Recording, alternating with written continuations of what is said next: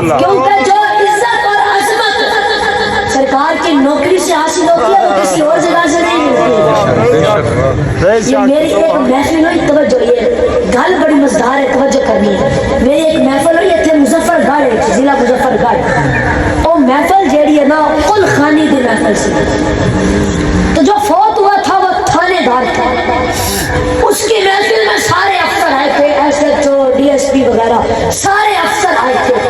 تو وہ وردی میں بیٹھے تھے، ان کے میڈل لگے ہوئے تھے، انہوں نے ٹوپیاں پہنی ہوئی تھی۔ میں سوچ رہا تھا کہ دیان دیکھ کس طرح دیتی ہے سرکار کی نوکری بلندی بندے کو۔ میں سوچ رہا تھا کہ دیان دیکھ جہاں سے ان کے سر پر ٹوپیوں کی بلندی ختم ہو رہی ہے، وہاں سے منبر پر تیرے پاؤں کی بلندی شروع ہو رہی ہے۔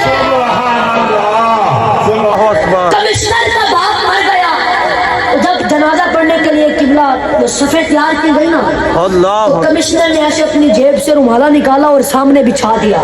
تو ساتھ کھڑے عالم صاحب نے پوچھا کہ حضرت یہ کیا کر رہے ہو؟ اب وہ کمشنر کہتے ہیں کہ نیچے نہ کوئی قلین ہے نہ کوئی دری ہے، جب سجدہ کریں گے تو منہ سارا گندا نہیں ہو جائے گا۔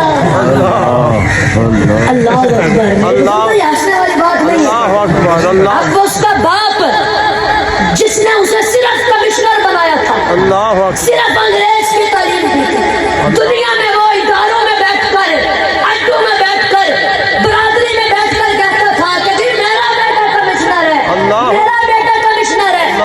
اب اس کی میت چیخیں مار رہی ہے، مگر چیخیں سنتا کوئی نہیں ہے، وہ چیخ